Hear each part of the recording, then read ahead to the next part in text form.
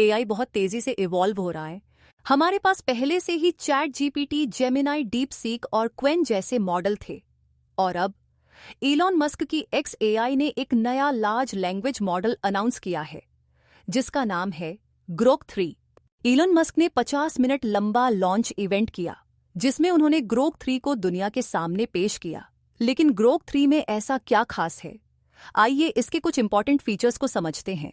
Hello everyone, मैं आदिति इस video में आपका स्वागत करती हूँ। एक्स एआई ने अपने नए ग्रोक 3 मॉडल को मैथमेटिक्स, साइंस और कोडिंग के डिफरेंट बेंचमार्क्स पर टेस्ट किया।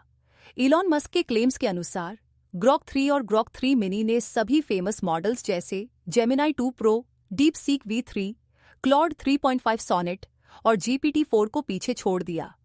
उन्होंने चैटबॉट अरीना पर चॉकलेट नाम का एक टेस्ट भी किया।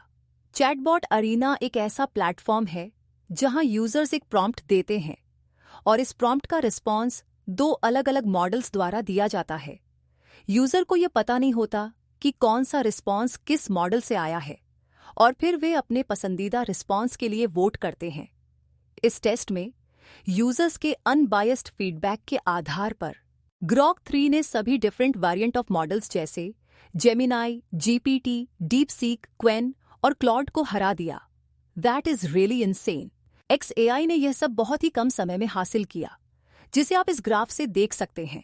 डीप सीक की तरह ही ग्रोक में भी एक थिंक फंक्शनैलिटी है, जिससे यह रीजनिंग इंटेंसिव टास्क्स में बेहतर परफॉर्म कर सकता है। मॉडल पहले पूरी तरह से सोचता है और फिर रिस्पॉन्स देता है। ग्रोक में एक एडवांस डीप सर्च फीचर भी है, जो GPT-4 और डीप सीक की तरह रियल टाइम इंटरनेट सर्च करता है, इंफॉर्मेशन एक्सट्रैक्ट करता है और फिर रिस्पॉन्स देता है। पर्सनली मैंने पाया कि ग्रोक 3 की सर्च कैपेबिलिटीज डीप सीक और GPT की कंपैरिजन में अधिक एडवांस है। ये आपके सर्च इंजन एक्सपीरियंस को बदल सकता है। ग्रोक का एक और बड़ा एडवांटेज ये है कि ये एक्स से लिंक्ड है। इसका मतलब है कि ग्रोक डिफरेंट ट्वीट्स को स्कैन कर सकता है और करंट में चल रही इवेंट से अपडेटेड रह सकता है। इसके अलावा एक नया फीचर बिग ब्रेन भी शामिल किया गया है, जो अत्यधिक कॉम्प्लेक्स रीजनिंग कैपेबिलिटीज देता है। ग्रोक अब सिर्फ एक ही नहीं, बल्कि कई चेन्स ऑफ थॉट्स पर विचार कर सकता है और कॉम्प्लेक्स रिस्पॉन्स दे सकता है। फिलहाल आप ग्रोक 3 को grok.com वेबसाइट और इसके iOS एप्लीकेशन से एक्सेस कर सकते हैं। ग्रोक का एंड्रॉयड एप्लीकेशन और API इंटरफेस अभी अवेलेबल नहीं है, लेकिन इलॉन मस्क के अनुसार ये कुछ हफ्तों में लॉन्च हो सकते हैं। अब सबसे बड़ा सवाल यह है कि क्या ग्रोक 3 ओपन सोर्स है?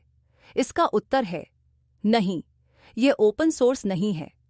लेकिन इलॉन मस्क ने यह संकेत दिया कि जब ग्रोक 3 पूरी तरह फंक्शनल और वाइडली यूज किया जाने लगेगा, तब शायद ग्रोक 2 को ओपन सोर्स किया जा सकता है। तो डीप सीक और लामा अभी भी ओपन सोर्स मार्केट में आगे बने रह सकते हैं। आशा है कि आपने इस वीडियो से कुछ नया सीखा होगा। अगर हाँ, तो कृपया लाइक, शेयर और सब्सक्राइब करें।